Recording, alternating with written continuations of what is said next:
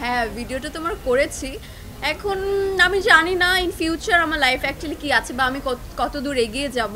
Basically খুবই ভালো response আসছে, অলরেডি সিনেমা চলছে, দর্শকরা এখনও বের হয়নি। আমি প্রতিক্রিয়া কেমন বা কী আমি এটা এই মুহূর্তে বলতে পারছি না। I am really nervous plus excited. তো একটু পরে দর্শকরা বের হবে, সো আপনারা নিজেরাই জানতে পারবেন। আর আমার তো ভীষণ ভালো লাগছে, আসলে ঈদের প্রথম দিন সিনেমা হলে চলছে, প্রচুর মানুষ হলে সিনেমা দেখতে এসেছে, সো দারুণ লাগছে।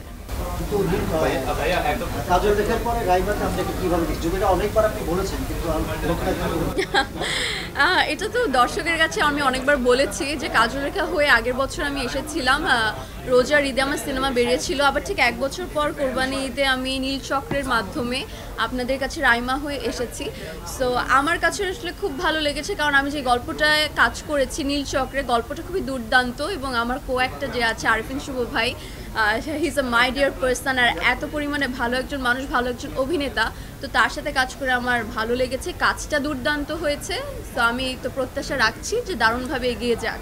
আন্তর্জাতিক মানসম্পন্ন টেম্পার গ্লাসের ওয়ালটন গ্যাস স্টোভ, আপনার রান্নাঘরের পারফেক্ট পার্টনার। আপু একটু প্রমোশনটা নিয়ে জানতে চাই যে নীলচক্র প্রমোশনের জায়গা থেকে অনেকটা পিছিয়ে আছে, কারণ কি আসলে? কারণ বেসিক্যালি আমাকে এটা প্রশ্ন করে লাভ নেই, কারণ আমি দিন শেষে অ্যাক্ট্রেস, তো আমার অভিনয় করা আমার কাজ। তো প্রমোশনের ব্যাপারটা বেসিক্যালি ডিরেক্টর প্রডিউসারকে জিজ্ঞাসা করলে ভালো হয়, তারাই বলতে পারবে যে মেইন অ্যাকচুয়ালি রিজনটা কী ছিল। আর আমার যতটুকু মনে হয় আপনাদের একটু ধারণা আছে যে আমরা প্রমোশনে একটু পিছিয়ে কেন আছি, সব মিলিয়ে আপনারা একটু চিন্তা করলে বের করে ফেলতে পারবেন খুব ইজিলি।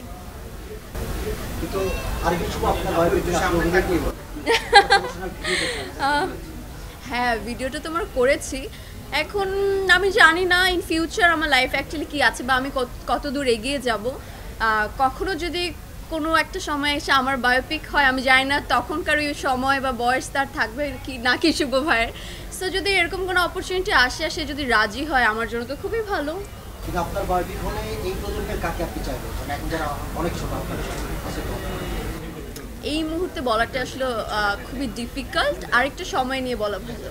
আমার ফুল ফ্যামিলি এসেছে বেসিকলি, কারণ আমি বরাবরই সবাইকে বলি যে আমার ফ্যামিলি আমাকে খুবই সাপোর্ট করে, কারণ তাদের জন্যই আমি আজকে এখানে। সো আমার ফ্যামিলিতে আমার মা, বাবা, বড় দুই ভাই, ভাবি সবাই এসেছে, আর মা তো এখানে আছে। সো নীল চক্র নিয়ে প্রত্যাশা আমার একটু আগেও বললাম খুবই ভালো। আজকে ঈদের প্রথম দিন, আর আমি একদমই বলবো না যে লাইক ঈদের সময় মানুষের ব্যস্ততা প্রচুর থাকে, আর কোরবানি ঈদে স্পেশালি অনেক ব্যস্ততা থাকে, তো সেটা ঈদ উদযাপন করে এত কাজ রেখে যে মানুষের হলমুখী হয়ে সিনেমা দেখছে, এটাই আসলে আমাদের জন্য অনেক। যারা এসেছে প্রত্যেকটা সিনেমা যারা দেখছে সবার জন্যই আমি আসলে কৃতজ্ঞ, এবং এইভাবে সিনেমা আমাদের ডে বাই ডে চলতে থাকুক, হাউসফুল হোক, ব্লকবাস্টার হোক, এটাই আশা করছি আমি। এরপরে আই থিঙ্ক আরও ভালো কিছু, বেটার না অফকোর্স বেস্ট কিছু আপনাদের জন্য অপেক্ষা করছে দারুণভাবে।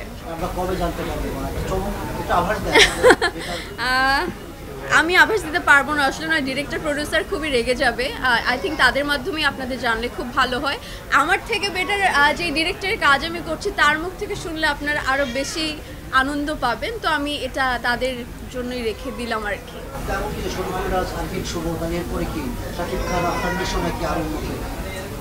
এখন না বলি প্লিজ, এখন না বলি, কেউ একজন তো হতে পারে, কেউ একজন।